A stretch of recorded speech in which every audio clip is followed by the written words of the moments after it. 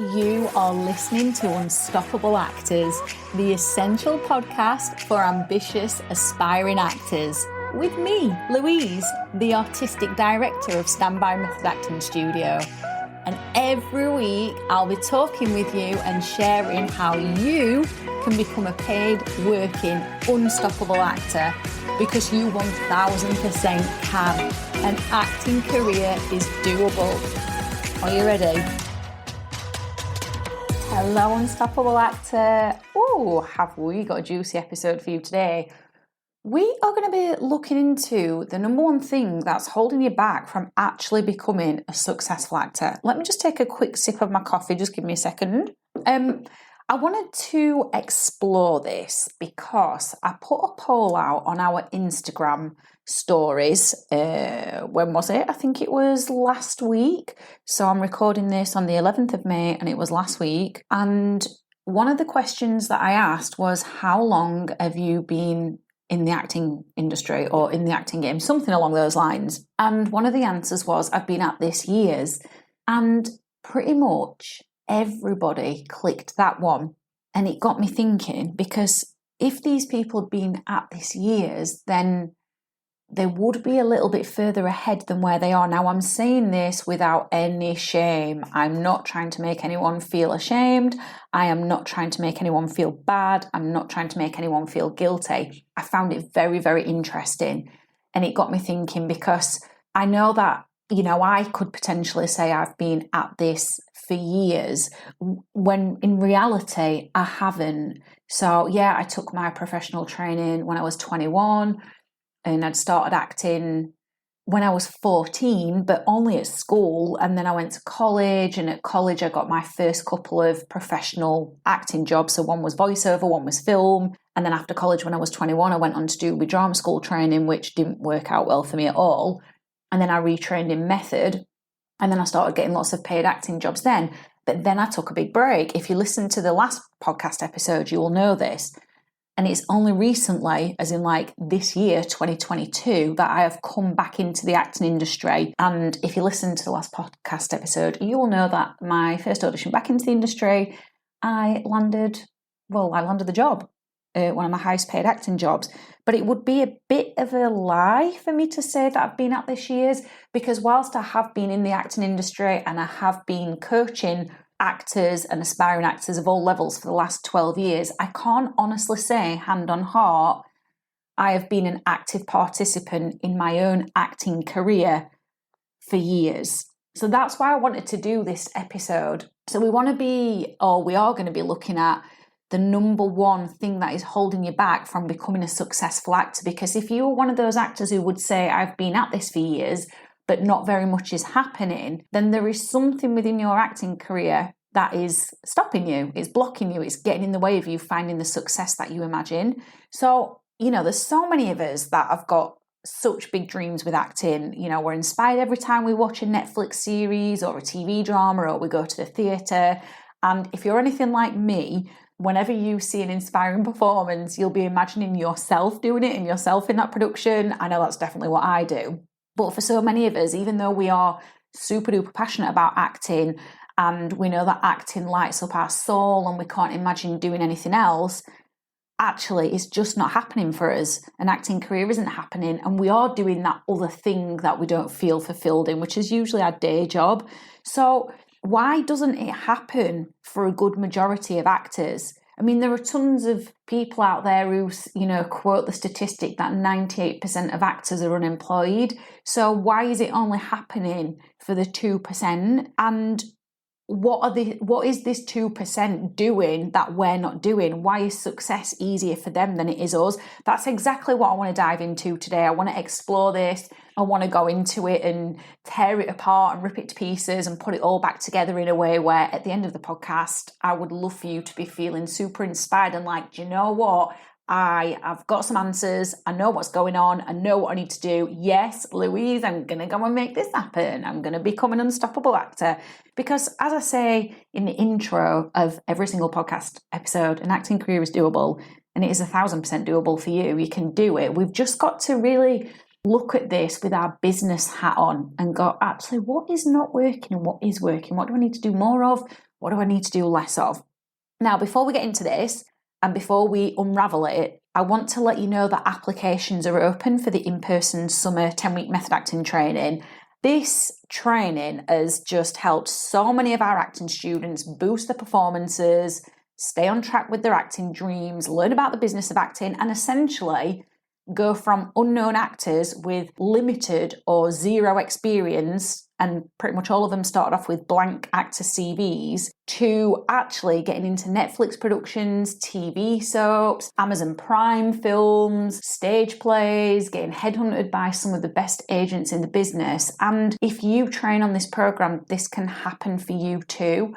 So I just want to let you know briefly that auditions are online, Sunday the 19th of June 2022. All you need to do is complete the application form. So I've linked it underneath this podcast episode. But all you need to do is, if you don't want to click the link, you just type in into your search bar bit.ly/10, as in 10, week method acting. So bit.ly/10 week method acting. And then if you fill in the application form and come and audition for us and land a place on the course, you too could be filling up your actor's CV quicker than ever before, because you will have learned the skills needed to be a professional actor. So that link again is bit.ly/10 week method acting. Auditions are Sunday the 19th of June 2022, and this is for our 10-week in-person summer method acting training. I would love to get an application from you because it lights my soul up helping other actors. I absolutely love it. And of course, I can give you help on the podcast, but the help I can offer you inside the training goes above and beyond what you can get in the podcast.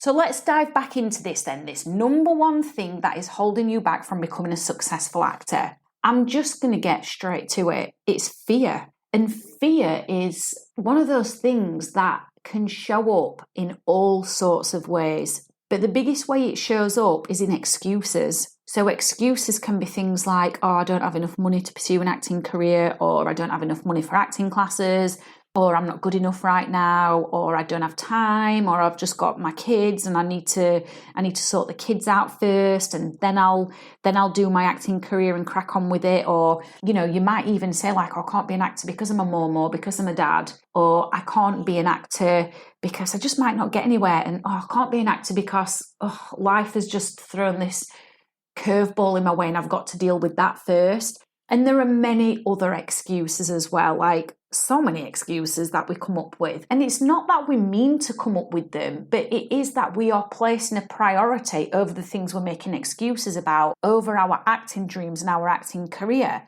even though we would love nothing more than to be a full-time paid working actor.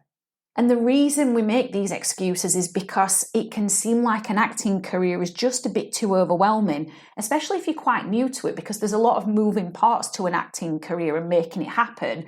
And when it feels overwhelming, we will just resort back to those excuses and come from a place of fear, because that's easy. That's easier. It's habit. Like, even though we might not be happy in our life doing our day job, whatever that is, it's still easier because it's a comfort zone. So fear keeps us in a comfort zone. And I can hand on heart say this has happened to me as well. And if I'm being truly honest with you, that is probably, I mean, I did get pissed off with the acting industry, I'm not going to lie, and I talk about this in the last episode. But I believe behind that pissed offness was also a lot of excuses there as well. You know, I feel like my personal excuses were things like, oh, well, I'm an acting coach. In fact, no, this was one of them. My excuse was, I can't be an acting coach and an actress. I can only be one or the other. What? Like, what the hell? Like, since when do we put ourselves in boxes and pigeonhole ourselves and say, well, this is my identity as an acting coach, and so I can only do that?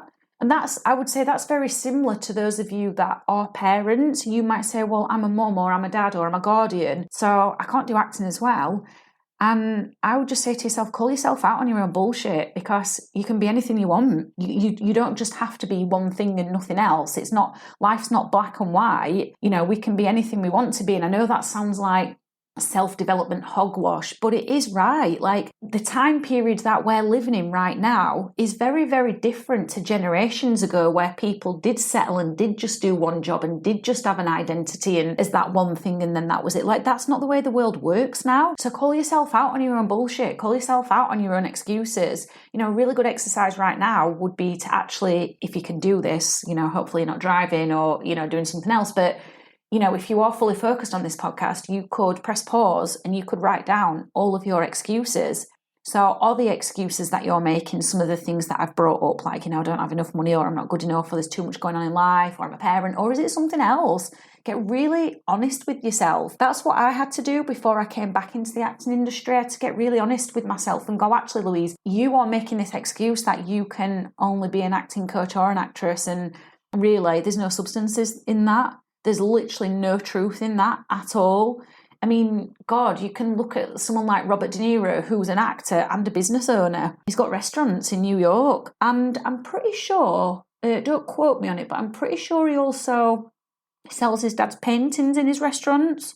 I'm like 95% certain that he does. So he does that as well. And then he's got his fingers in pies with the Tribeca Film Festival. And, that's just proof to us that you don't just have to be one thing or another. It's just an excuse. It's just a story that our mind tells us. So why does our mind revert back to our comfort zone then? Why do we get sucked into these excuses and take them as the truth? And my understanding of this and my opinion on this is that it's because deep down we're scared of rejection and failure. And God, rejection is tough. No human wants to be rejected because it is such a painful thing to experience. Rejection is a loss. And so we could, maybe we go out to an audition, we're feeling brave, we go out to an audition, we've been telling ourselves these excuses in our head that, I'm not good enough, and no, I'm not good enough, but you muster up the courage, you get out to an audition, and then you don't get the role. Well, we could then mourn the loss of that role, because leading up to that audition, we have been imagining ourselves signing the contract, doing the production, playing the character, just imagining how amazing it would be, and then we didn't get it. And that feels horrendous, because as humans, we like to be accepted, we like to be validated, we like to feel a part of something, a part of a community. And a rejection from an audition means we're not part of that community, of that production. So rejection is very, very painful, and that's why I believe that we make these excuses up. And so when we don't get cast in the role, obviously our mind is going to go back to the excuses. And usually the biggest excuse is, I'm not good enough. And we believe that because we know the amount of effort we put into the audition. We worked our socks off on it. We worked so hard to get those lines down. We worked so hard to create a character. And then, we put the time and effort and money into getting to the audition, if it was an in-person one, and actually doing the audition itself, whether it was in person or was online. So we've put a lot of effort into it. And to hear no will, for some of us, take us back to that I'm not good enough, because I didn't get the validation that I needed. If I'd have got the part, I would have been validated as an actor. So that's why I believe we go back to these stories and these excuses. And so then we stay in this place of fear, because even though we don't like being fearful, and even though we do anything to change our life so we could be a paid working actor, actually the fear, as horrible as it is to experience, is what we know. So, I've experienced this myself so many times, but for those of you that have been following Standby Method Acting Studio for a while, or myself for a while, you will have heard this story before. I'm not going to, go into the full story, but I did, when I was 21, get told by a director that my acting was fucking shit. They were his exact words. He just looked me in the eyes and he said, that was fucking shit. So what do you think happened? Well, obviously I felt really embarrassed, because he did this in front of like 20 odd other people. So the story that I told myself is that I am shit. I'm not good enough to be an actor. And what started to happen in my mind is I started to imagine not getting work. I started to imagine being unsuccessful. I started to imagine that everybody else thought I was shit as well. So what happens is we start to create stories in our mind. These excuses create stories in our mind, and those stories in our mind create feelings. like actual visceral feelings in our body. And I felt really low. And I did feel, as well as having the thought of not being good enough, I didn't feel good enough. Even though I loved acting with every cell in my body, I just felt ashamed and embarrassed. And I felt like, well, who am I to pursue acting if I'm shit? And I didn't look rationally at it. So what happened then is I went to every audition and every production telling myself that story, replaying that experience over and over and over again in my mind. Sometimes it was happening unconsciously, so I wasn't even aware of it. And a lot of the time it was happening consciously, where like it was literally going through my mind like a movie reel. And so I want you to think about the excuses that you make, which we know really are buried in fear. What excuses are you making and what stories are you telling yourself in your mind? Because you will be playing these in a loop in your head. You will be seeing pictures in your head. So let's take, for example, I'm a parent or I'm a mum, so I can't be an actor because I just don't have time to pursue it right now. I'm going to take an educated guess that the images that you're seeing in your head are things like the school run, having to feed your children tea, getting the things ready for school, doing homework with them, taking them to play centres, all the things that you have to do with children. And now if you're the type of person who isn't a parent at the minute, and you are telling yourself the story that I don't have enough money, again, I'm going to take an educated guess that what's happening in your head is you are imagining your bank account being empty, or you're imagining it at zero. Or maybe you're imagining that, oh my God, an acting career is so expensive, there's so many outgoings with it, so much we have to pay for, that you're imagining money going everywhere and you not having any money for yourself. So I feel like we've really got to get rational about this, because when this director told me that my acting was shit, I wasn't rational. I couldn't rationally dissect what had happened because I was so caught up in it emotionally. And as actors, wherever you are on your career path, whether you're a newbie, whether you've got some credits on your CV, whether you've had a break like myself and are returning, or, whether you would class yourself as a jobbing actor, we're emotional people. We are really emotional people. That's why we go into the art of acting. And so these feelings that we get, especially fear, because fear is a very, very, very powerful feeling. It can take over and it can move us away from our logical, rational thinking mind. So we give these stories so much meaning and we play them on loops all the time, whether we realise it or not. Now, what we have to do is we've got to reframe the story. And this is what I did. So the excuse I was making, as I've said many times in this episode, is that I couldn't be an acting coach and an actress. I could only be one or the other. So I had to reframe that excuse. Really, that excuse was coming from the place of fear that, well, what if actually I fail? What if I fail as I try to pursue my acting career? Then I'm going to look like a right numpty in front of my students. That's really what was underneath it. So actually, before you reframe the story, what I want you to do is I want you to figure out, firstly, what all your excuses are, and then what the real fear is underneath that. Because it's always fear driving us when we're not taking action on the thing that it is that we want. So that was the fear that I'm going to fail, I'm going to look like an idiot in front of my students, and then they're going to lose respect, and then I'll have no acting students, and then what do I do with my life? Like, we really catastrophize, and that's how much I was catastrophizing. So when I'd figured out what was actually underneath the excuse, I reframed it, and I started telling myself a new story, and I started saying, why can't I be both? Why can't I be an acting coach and an actress? Why not? Who said I can't do that?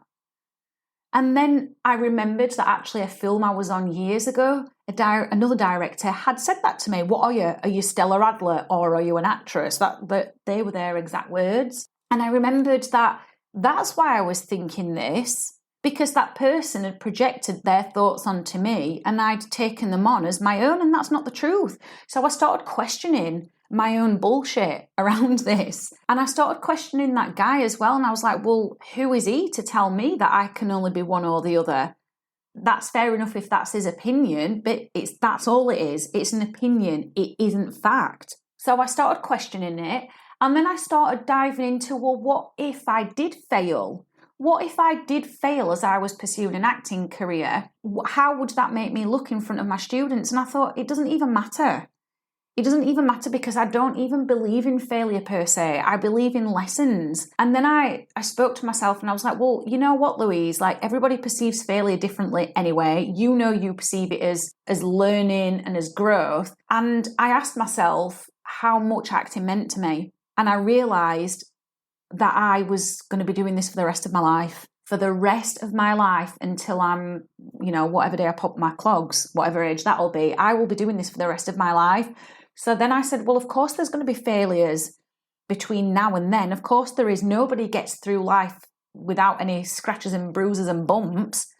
Failure is where the real meat is. Failure is where the real lessons are. So then I started embracing and accepting failure and going, actually, you need the failures because that's where character's born. That's where resilience is developed. And so as I started creating new stories in my head, the feelings started to change. So now I was no longer scared and I was actually really bloody excited. And that's why I then started building momentum and beavering away in the background, working on my craft, shooting a new show reel, getting my spotlight reactivated again, doing all of the things that I needed to do, auditioning, etc., because I'd changed the story in my head and I'd moved away from fear into a place of excitement.